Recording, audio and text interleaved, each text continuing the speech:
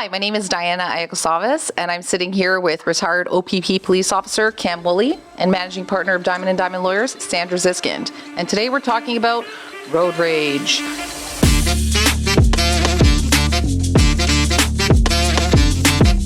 Oh boy, road rage. Road rage. Do you have road rage, Diana? I do. I internalize. I never lash out at people on the road. I actually had. You just wait for work to lash out at people. That's right. That's right. Send me that email. I dares ya. It's actually funny because the other day I had an incident where I was in the downtown Toronto area and I was driving and there's like a lot of construction, right? So there was a lady behind me and she was honking and honking and honking. And there's traffic. There's nowhere to go, okay? So we finally get on the Gardner. She manages to cut in front of me and then slams on her brakes in front of me. And then I was like, okay, so I switch lanes and then she proceeded to roll down her window and then give me all the aggression. And was a finger there was a displayed. fingers, there was words exchanged, and I was just like, listen, lady, I just looked at her, I was like, where are we? We're not going anywhere, calm down. But there was another incident with my girlfriend where a vehicle actually followed her home. Oh boy. Followed her home.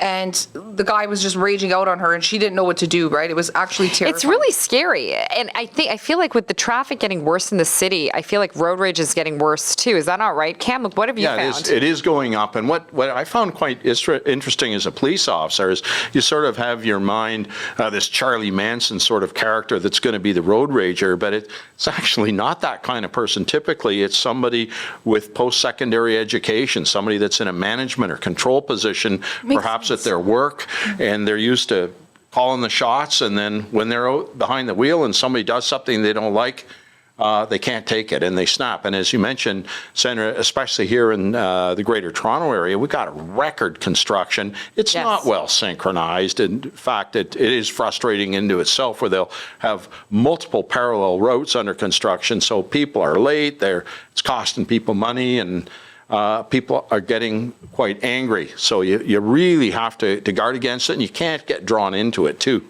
It's very nerve-wracking. The only thing you can do, and I know, like downtown Toronto, they'll get it down to one lane in a highly congested area, and you're moving between one block, and it could take you half an hour to go from like Spadina and Richmond to like Adelaide and Richmond, and I get the feeling. Trust me, I've had those feelings before where the rage builds up and you're just angry. Yeah. But everything from the day is coming down on you. And correct. On top of that, you're like in this situation. But the problem is it spirals out of control, and then people sometimes get physically assaulted. I mean, we've seen this, right, where they get physically assaulted and then you're going to jail. That takes longer than waiting for the half an hour of traffic. Well, then some people too will go to the front of the line where the right lane's obviously closed, and they'll scoot ahead of everybody and cut in, and that drives, people don't want to let them in, and then, but you also don't know what this road rager's deal is. Is it a stolen car? Is the guy or gal got some mental health issues? You just don't know what's going to set them off. So you really don't want to engage. Let them in. Right. Now, I'll tell you an interesting story that happened to me on patrol in an OPP cruiser on Highway 400 one day.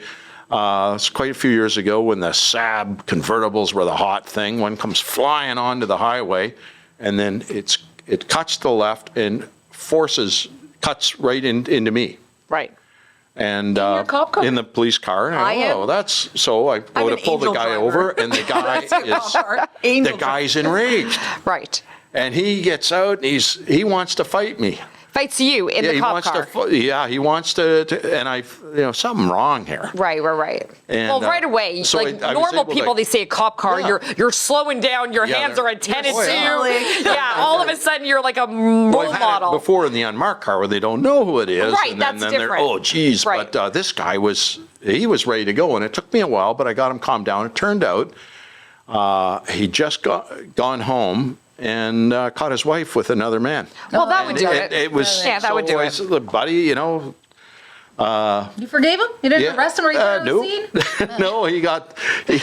Diana doesn't care. Your wife cheats on you, too bad. Too bad. But we don't. But some people are on drugs. There's a lot of that kind of thing, or roid rage. Right. And so many people, well, I was right. Well, yeah, but if the guy rams you into the cement wall and keeps going, that's It's a problem. I remember. pulls a gun. Remember back in the day when there was also the quote unquote the squeegee kids downtown Yeah. Toronto, and they at one point were getting very aggressive with drivers and like hitting the cars. I remember them hitting my father's car while we were down there, pounding on my father. Well, I probably shouldn't say what my father did because I got a cop right here. But let's just say he took the bat out and was chasing the guy down.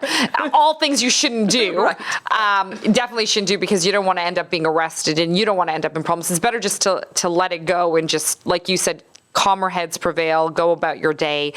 There's no need. Any damage can be dealt with. And if you're late 5-10 minutes, you're late 5-10 minutes. What are you going to do? People have to understand. But have you arrested a lot of people with the road rage? Oh, yeah. For a couple of years, I had an unmarked car, and it was very unmarked. It was, a lot of them, they were pretty obvious what they were. This thing was not obvious at all. Right. And I was specifically looking for super aggressive drivers. I wasn't looking for somebody that's going 10 or 20 or 30K over the limit. I was looking for the guy that's doing like 180 or whatever. And I got some really bad characters, although interestingly, they all had terrible driving records. And that's one problem with our licensing and court system is the courts are overwhelmed. They do deals for these guys all the time. They reduce the charges. But these guys don't care. Right. I've arrested people that were under as many as 10 separate driving suspensions. Most people get upset if they get one ticket. They get worried about their insurance and their driving record. But there's some of these guys are on a different planet. They don't care if they have a license. Right. They probably don't have insurance. Right. It's maybe not even their car. So that is something that people have to keep in mind. You're not just going up against a sort of an equal, if you will. Right. And you don't know if they have, we saw it not so much here, but I remember in Los Angeles, there was a lot of people pulling guns and shots fired on the highway. Here. That's happening. Has it happened here? It does. It does. Not as frequently, but it does. And there's something about bringing a finger to a gunfight. Right. You don't know what the other driver's motivation is. Can I ask you were saying aggressive drivers, you're looking for road rage. So aggressive driving is then equates to like an eventual road rage or they're road rage? Typically the same breed of cat. The guy that's going to come up and tailgate you and honk and flash the lights to get you out of the way and then maybe pull in front and brake in front of you. Yeah. All those things, by the way, a lot of people think that they know about the 40 or 50K over the limit. Your car goes away. It goes on a 2-week holiday, gets impounded. Right. But a lot of the other things are too. For example, multiple lane changes is an impoundment. Braking in front of another person's an impoundment. Wait, so if I'm just kind of if you're trying to get out of a clogged situation and I'm no, that's okay. But if you're trying to get thread the needle or slalom, like skiing, slaloming, if you're booting it around everybody to get advantage, if you're trying to get ahead by multiple lane changes. What's that charge called? Well, it's part of the stunt driving. It's in the same, the stunt driving section has a whole pile of subsections. How about this? Somebody's at a red light in their left turn lane and the light turned green and they boot it left real quick before the other guy comes across. That happens. That's an impound right there. Doing one of those jump the green left tricks, that'll get you impounded. Now remember too, when you get impounded, your license is suspended. It's gone. You actually have to pay a reinstatement fee, and that all goes in your license. So some people go, I'm going to beat this in court. Right. Well, let's just say the cop doesn't show up, which isn't happening much anymore, but say it does. Yeah. Well, especially now with Zoom. Or there's a that sort of thing. mistake somewhere. Yes. But it's still on your record that you had a suspension. So the insurance companies Even if it goes away, it's true. So for a regular person that cares about their insurance. Right. Wow. That's a big deal. And that's one thing that some people, I've seen this before, where somebody does something to somebody does something back, and then they start doing it to each other. Right. Right, and then it escalates, and that's the whole point. I mean, And then they both get it. right, and just to wrap up this conversation on road rage in particular, it's exactly what you're saying. It escalates, it becomes an intentional act, and then we get into issues on the personal injury side as well, because if it's an intentional act, don't forget, personal injury, we're suing for negligent acts. We're not necessarily suing for intentional acts, and why? Because if it's an intentional act of road rage where they're causing damage or injury, you may not be covered by your insurance company. Your insurance company does not cover intentional acts, only negligent acts. So the difference is I hit you because I want to hit you, like I'm aiming for you, or I hit you by mistake. So the problem with these road rage things is that people will escalate to the point where they actually intentionally hit somebody. Now the accident's not going to be covered by the insurance company because it's an intentional act. Right. You who just hit somebody probably because you had a bad day or your wife's cheating on you or whatever the situation is, now all of a sudden you could lose your house, you could lose your way of life, you could lose your well-being because the insurance company could say, hey, you're on your own, you did this intentionally. In the policy, it says specifically intentional acts are included. So not only can you get arrested, Right. but now somebody sues you, the insurance company takes an off-coverage position, you're really in trouble right now. And if you have a house, an asset, or anything, that could be in jeopardy. What about that incident in which that girl that I told you about earlier, I know we want to wrap up, but that incident where that girl cut in front of me, slammed on her brakes so that I could rear end her? Like, I mean. Well, that's an impound right there.